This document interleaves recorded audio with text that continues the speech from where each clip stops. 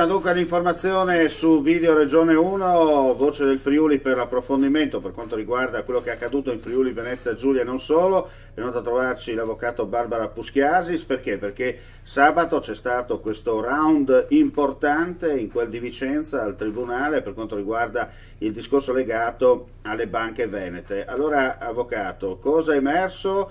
E soprattutto ci racconti un po' le varie arringhe, cosa hanno portato, se positività oppure ancora un stand by. Beh, è stata un'udienza molto lunga perché è iniziata alle 9 del mattino ed è finita verso le 5 del pomeriggio.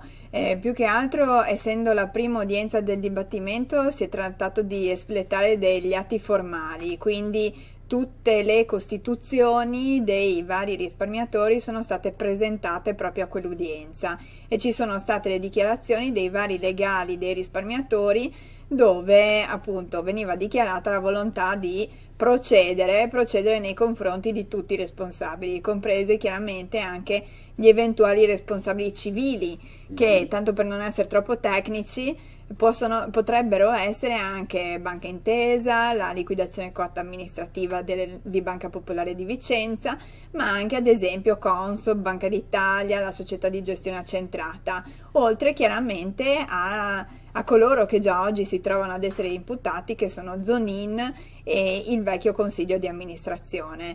Quindi sicuramente un processo molto affollato, anche perché le parti civili sono veramente tante, sono all'incirca 7.000, quindi un numero importante. Noi abbiamo chiesto e chiederemo ancora di poter sentire dei testimoni, quindi delle persone qua del Friuli Venezia Giulia che hanno vissuto in prima persona questa situazione, che possano rappresentare quali sono state le condotte anche qua nel nostro territorio. Senta, cosa importante da sottolineare, lei nelle puntate precedenti quando ha partecipato qui da noi ha ricordato un passaggio fondamentale: chi entro il 30 novembre o comunque giorni prima aveva aderito alla vostra iniziativa, cioè di presentarsi chiaramente adesso andrà avanti. Chi purtroppo si è perso per strada, finita la storia? Assolutamente sì, nel senso che non può più entrare nel procedimento penale.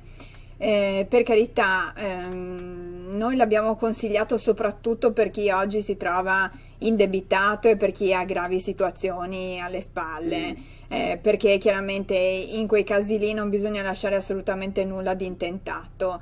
Difatti è anche quello che abbiamo sottolineato proprio sabato, cioè abbiamo tantissimi, tra le centinaia di costituzioni che abbiamo portato, abbiamo tantissime persone che purtroppo, oltre ad aver perso i loro soldi nelle azioni, si trovano anche ad aver acceso o consigliati o spinti o indotti dalla banca delle linee di credito per poter far fronte o all'acquisto delle azioni oppure all'illiquidità di queste azioni, perché ricordiamoci che nell'ultimo periodo queste azioni qua non erano vendibili e quindi queste persone avevano comunque bisogno di disporre di quei soldi per le spese mediche, la casa, i figli, eccetera.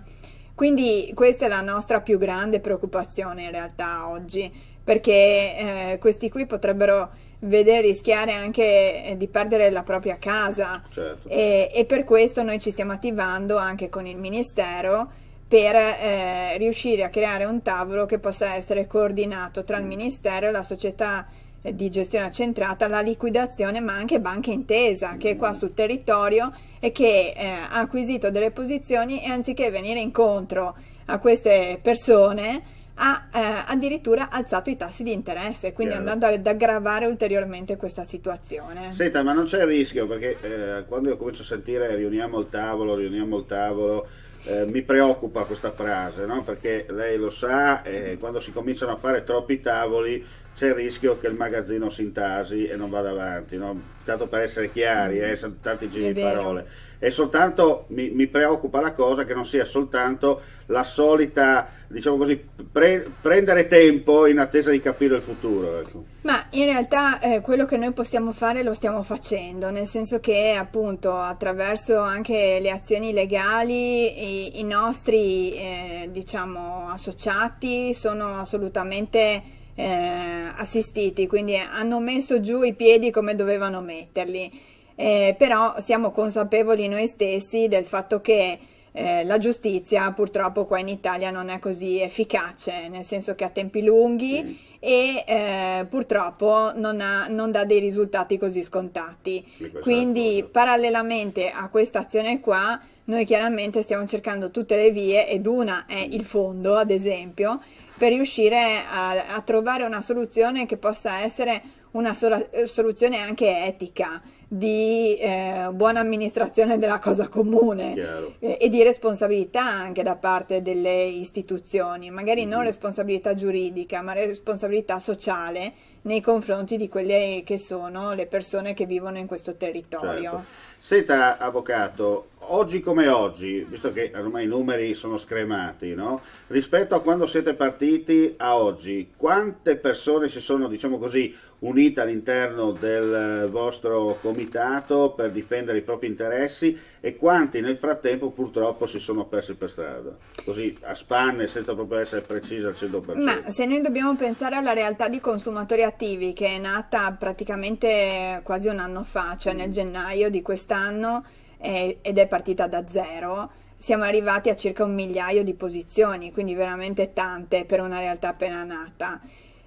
Adesso si stanno risvegliando anche in molti che prima non si erano fatti sentire. Perché? Perché stanno sentendo che dal fondo di ristoro dei risparmiatori traditi comunque ci potrà essere la possibilità per tutti coloro che malauguratamente sono finiti in questa vicenda di poter ottenere un ristoro, e quindi tanti si stanno risvegliando, avevano già messo via le carte e invece stanno suonando al nostro campanello e ci stanno dicendo: abbiamo visto anche attraverso e grazie all'informazione che si sta facendo in maniera capillare. Io ho notato una cosa, perché molto spesso qualcuno dice: ah, ma queste piccole televisioni locali, cosa vuoi che non fanno niente, bisogna andare per forza sui quotidiani. Invece piano piano ho visto che la gente telefona, chiama, eccetera. Perché?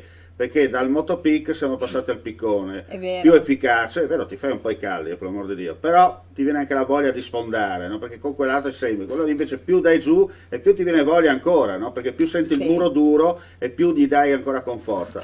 E questo è fondamentale, perché se si fa trasparenza, e lei me lo insegna, e soprattutto si parla chiaro, la gente magari capisce e a forza di stimolarla prima o dopo esce, no? Allo scoperto. Ma assolutamente, perché in realtà io insisto sempre, c'è poca vera informazione e c'è poca educazione su tanti temi che sono importanti. Non educazione nel senso regole del buon vivere, ma educazione nel senso di conoscere le cose.